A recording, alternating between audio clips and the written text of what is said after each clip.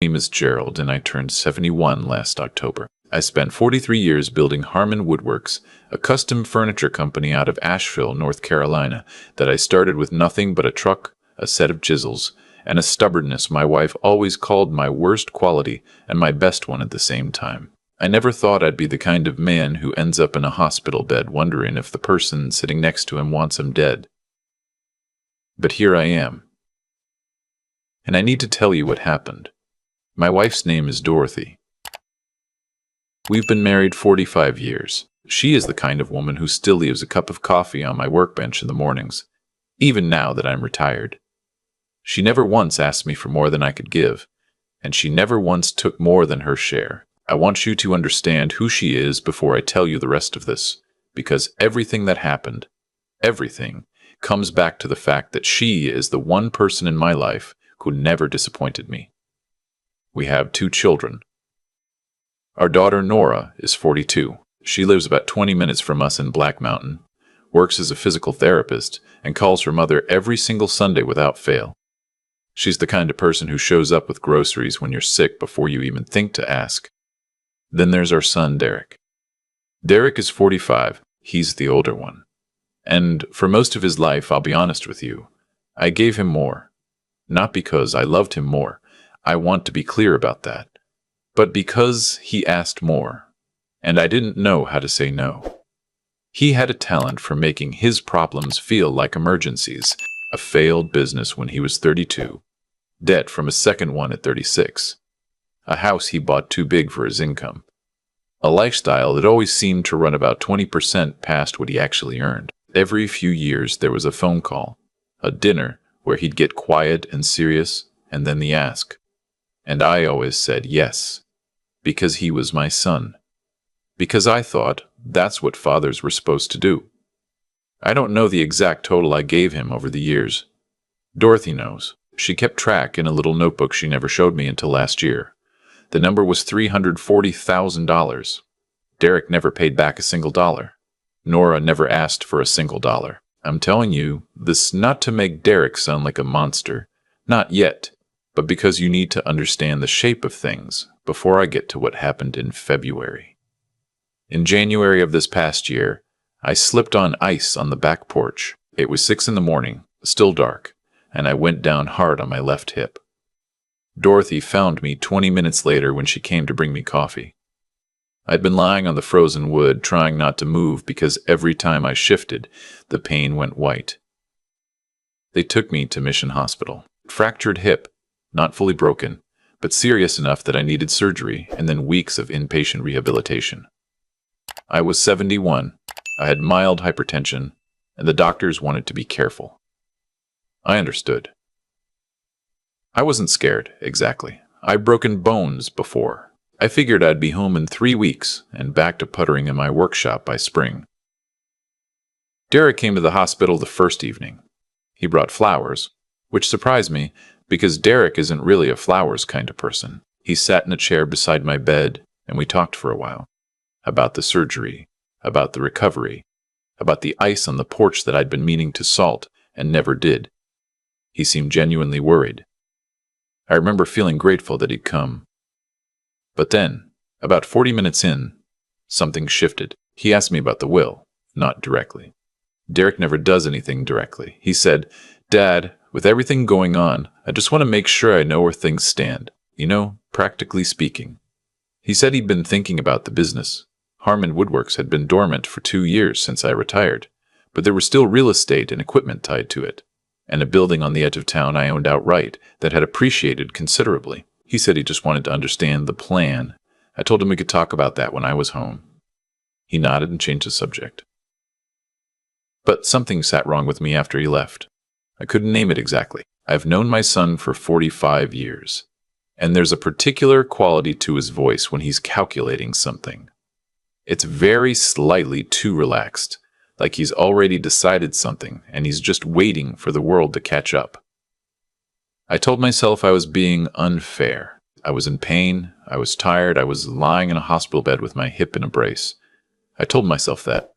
Nora came the next morning. She didn't bring flowers. She brought my reading glasses from home, the book I'd been in the middle of, and a container of Dorothy's chicken soup that she'd quietly driven over to get before coming to the hospital. She sat with me for 3 hours. We didn't talk about the business once. Over the next 2 weeks, the pattern became clear. Derek visited often. More than I expected, honestly. And each visit, sooner or later, circled back. Had I talked to James, that's my attorney, James Whitfield, who I've known for over 20 years, was the building on Crestview Road in my name or in the company name? What did retirement look like, practically? Did Dorothy have her own accounts? That last question is the one that stopped me cold. I looked at my son sitting in that hospital chair and I said, "Why would you ask that?" He said he was just trying to get a clear picture. I said I appreciated his concern and that Dorothy and I had things handled. He smiled and said, "Of course you do, Dad." After he left that evening, I lay in the dark for a long time. And I made a decision. I called Dorothy and I told her to bring me a legal pad and a pen the next morning and to also call James Whitfield and ask if he could come see me at the hospital. I told her not to mention it to Derek. She didn't ask me why. She just said, "Okay, Gerald, I'll call him first thing." That's Dorothy. James came on a Thursday.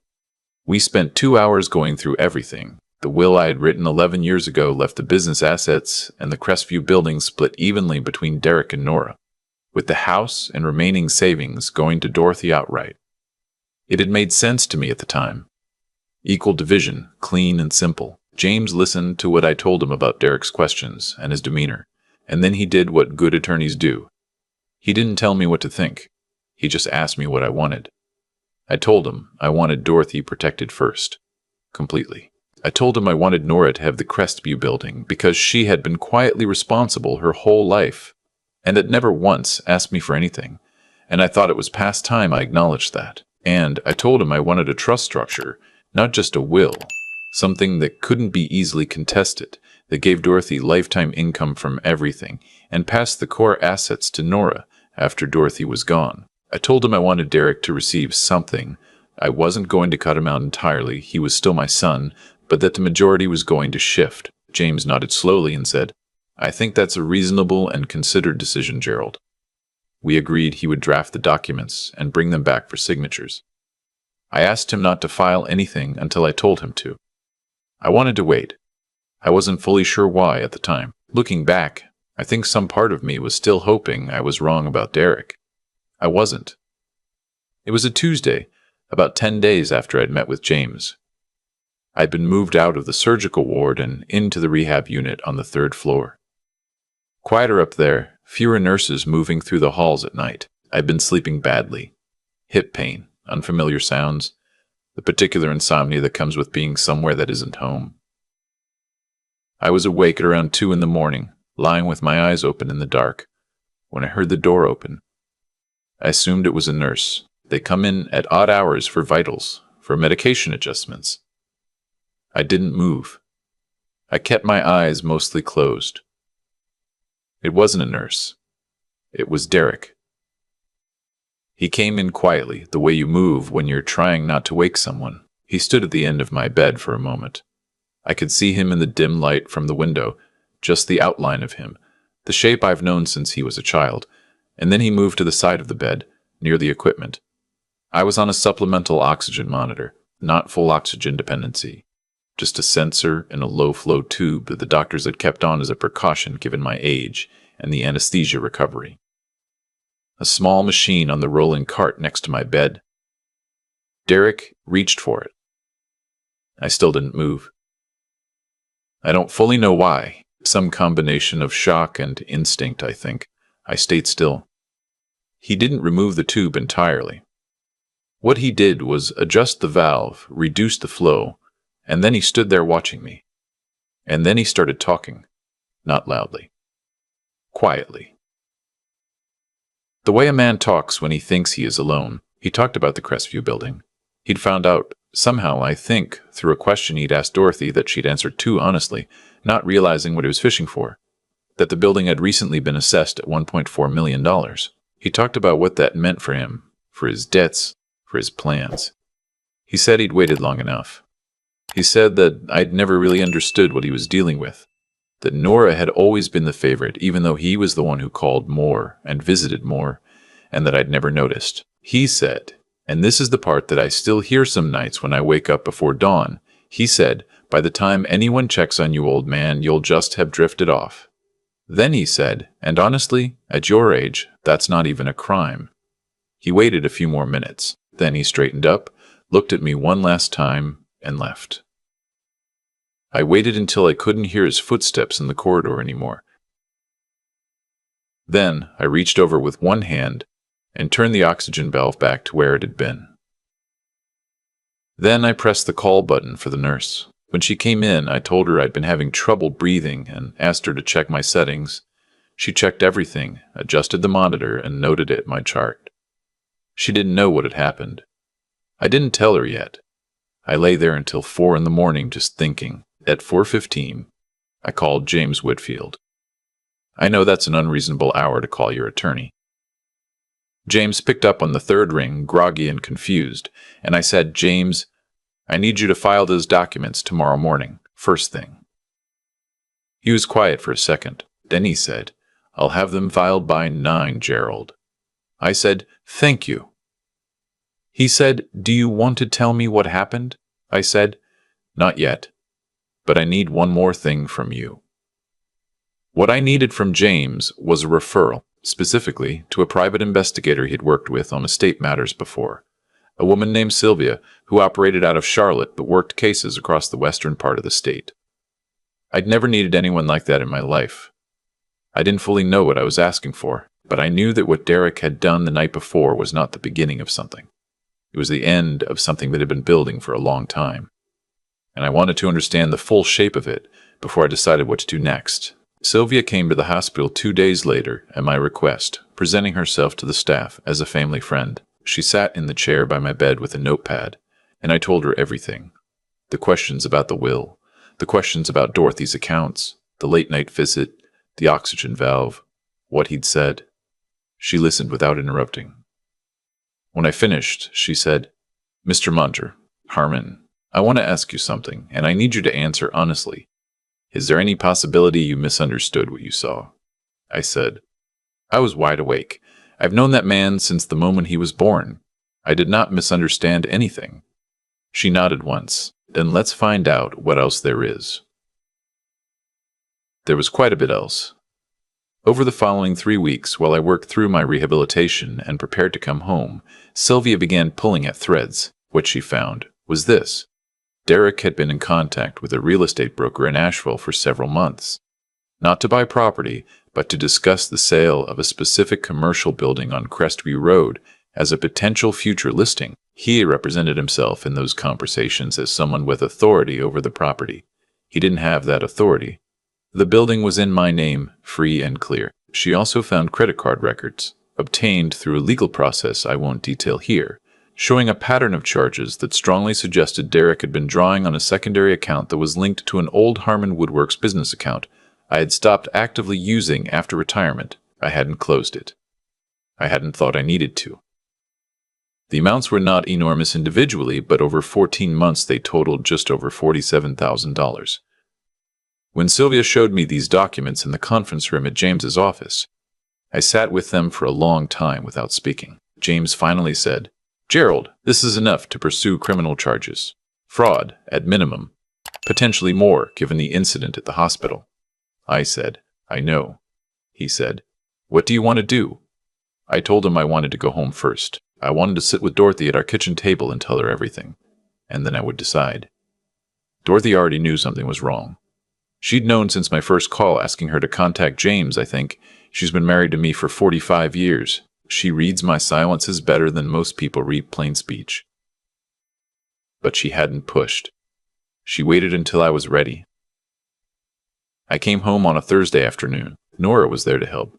She'd taken 2 days off work to help with my transition home, setting up a temporary bedroom on the ground floor, adjusting the bathroom, stocking the kitchen. She fussed over things quietly and efficiently, and then, when I settled into the recliner by the front window, she made tea and sat across from me and just said, Okay, Dad, whenever you're ready. I told them everything, both of them together at that table. The questions, the late-night visit, What Derek had said in that dark room. The broker. The missing money. Dorothy was quiet for a very long time. Then she said, "The notebook." I said, "What?" She went to the bedroom and came back with a small spiral notebook. The one I mentioned earlier that she'd kept without showing me. She set it on the table and said, "I've been tracking what we gave him. I kept thinking I was wrong, that I was just seeing patterns that weren't there. But I kept writing it down anyway." She opened it. The entries went back 12 years. Every loan, every amount, every time Derek had come to us with something. And on the last page, in her careful handwriting, a total $340,000. I looked at that number for a long time. Then I called James from the table and told him to proceed with everything. File the new trust documents, report the business account irregularities to the bank and to law enforcement.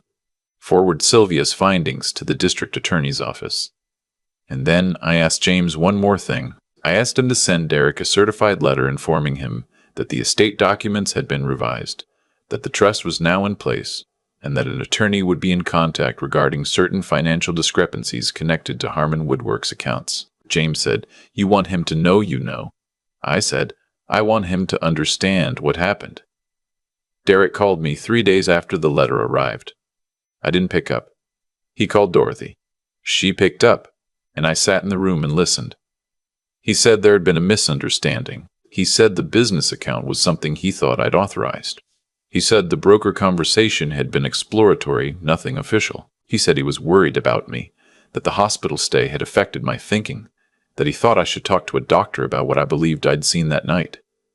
Dorothy listened to all of this, and then she said in a voice I had never quite heard from her in 45 years, a voice that was very quiet and very clear, "Derek, your father was awake." She hung up. I didn't say anything. She went to the kitchen and started making dinner, and I sat in my chair by the window, and I thought about the boy I had driven to his first day of school. The teenager I'd taught to drive in an empty parking lot on a Sunday morning. The young man I had lent money to again and again and again because I thought I was helping him. There's a particular grief that comes with this kind of knowledge. I want to be honest about that. It is not clean. It is not simple, even knowing what Derek did, what he intended to do. There is still a part of me that mourns the son I thought I had. I don't think that part ever fully goes away. But grief and justice are not opposites. You can carry one while still pursuing the other. The district attorney's office opened a formal investigation 6 weeks after James filed the report. Sylvia testified as to her findings. The bank confirmed the account irregularities. Derek hired a defense attorney, his wife. Her name is Brenda, and I want to be fair to her because I genuinely don't know how much she knew. She called me once, in tears, asking me to reconsider. She said Derek had made mistakes, but that she and their children would suffer. I told her I was sorry for that. I meant it. I told her that what Derek had done wasn't something I had the power to simply absorb on everyone's behalf, and that the consequences he was facing were the result of his own choices, not mine. She cried harder and hung up. I sat with that too. Derek was charged with financial fraud and unauthorized use of business funds. The hospital incident was investigated but ultimately difficult to prosecute. His defense argued it was ambiguous, that there was no direct evidence of intent. The DA agreed the charge wouldn't hold. I was disappointed. I won't pretend otherwise. But the fraud charges moved forward, and ultimately Derek entered a plea agreement. He would repay what he'd taken, with interest, over a structured period. He received a suspended sentence and 3 years of probation. He did not come to the courthouse. His attorney handled everything.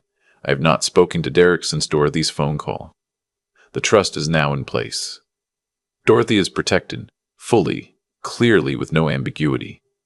The Crestview building belongs to Nora outright. I made sure the documents explained the reasoning, at James's suggestion, so there could be no confusion and no successful challenge.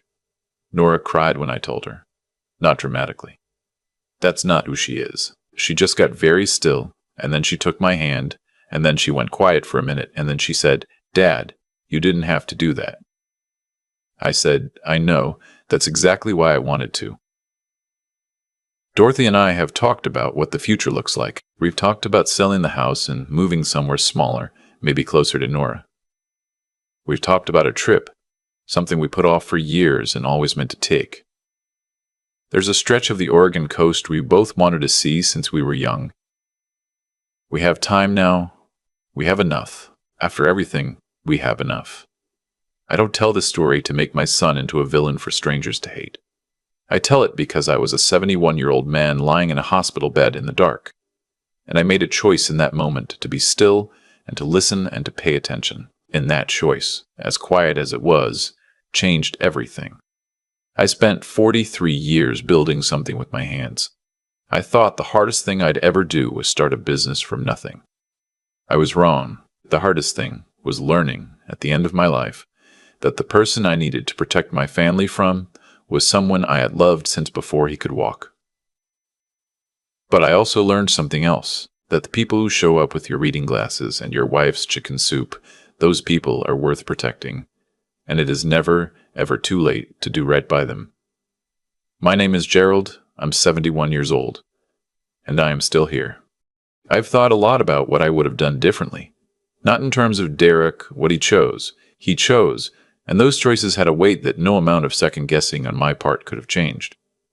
But I think about myself, the version of me who kept writing checks because it felt easier than having an honest conversation. The version who told himself that giving money was the same as giving love, and that if he just gave enough, the relationship would eventually become what he always hoped it would be. It doesn't work that way. I know that now, in a way I only half understood before. There's something I've come to believe, not from any book or teaching, but just from living long enough and paying attention.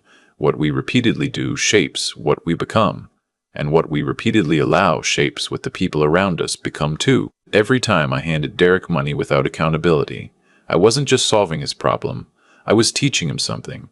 I was teaching him that problems could be solved that way, that consequences weren't really final, that there was always a next conversation, another check, another extension of grace. I thought I was being a good father. What I was actually doing was building a man who never learned to stand on his own weight. That's not blame, that's just cause and effect, and I'm honest enough to put my share of it on the table. What saved me, and I mean that in a very literal sense, was something I almost didn't let myself do. I almost dismissed what I felt when Derek started asking those questions in my hospital room. I told myself I was being unfair, that I was in pain and tired and reading too much into things. That's the thing about instinct. It's usually right, and we spend enormous energy talking ourselves out of it. The one good decision I made in those early days was to stop talking myself out of what I was clearly seeing. Dorothy knew. She'd been keeping that notebook for 12 years. She never showed it to me because she didn't want to cause a fight, didn't want to be the one who broke something. That quiet, careful courage she carried alone for over a decade. I think about that a lot.